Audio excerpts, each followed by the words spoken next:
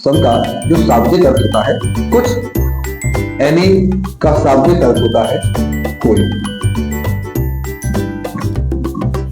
सबसे पहले हम इन पर ही चर्चा करने वाले हैं। सम और एनी का यूज करते समय हमें एक दो बेसिक चीजों को ध्यान में रखना होता है कि सम का यूज और एनी का यूज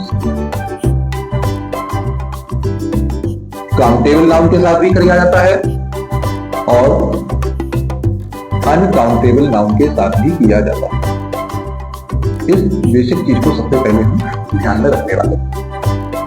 काउंटेबल नाउन के साथ भी हम सम का यूज करते हैं और अनकाउंटेबल नाउन के साथ भी सम का यूज करते हैं और एनी का यूज करते हैं।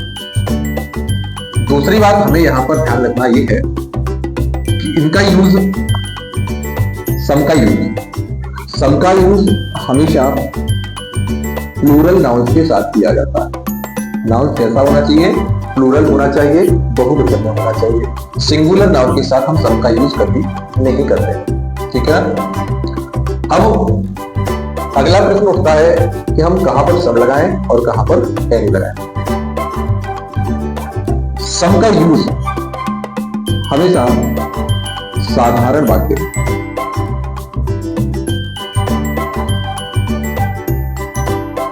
यानी कि अफर्मेटिव सेंटेंस में किया जाता है।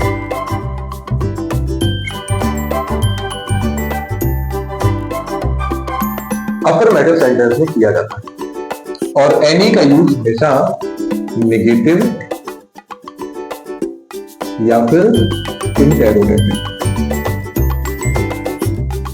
यानी प्रश्नवाचक या फिर नकारात्मक वाक्यों के साथ किया जाता है। सम और एनी का यूज करते समय हमें बस इन दो बातों को ध्यान में रखना है कि हमारा जो नाउन है काउंटेबल है या अनकाउंटेबल है और हमारा जो सेंटेंस है वो अफर्मेटिव है, इंटेरोगेटिव है या फिर नेगेटिव है। अगर हम दो बेसिक चीजों को ध्यान में रखते हैं तो हमारी गलती होने की गुंजाइश बिल्कुल भी नहीं होती। तरीका इसका दूसरा भी होता है कि अगर हम सेंटेंस का जो हिंदी अर्थ है उसका जो सेंस अगर वो निकाल पाते हैं तो भी गलती नहीं होती है। अगर आप थोड़ी सी इंग्लिश आपकी वीक है, आप पूरा सेंस नहीं निकाल पाते हैं, तो आप बस दो बातों को, बेसिक चीजों को ध्यान में रखिए कि सेंटेंस हमारा अफर्मेटिव, नेगेटिव, इंटेरोगेटिव है या हमारा जो नाउन है जिसके साथ हम डिटरमिनर का यूज कर रहे हैं वो काउंटेबल है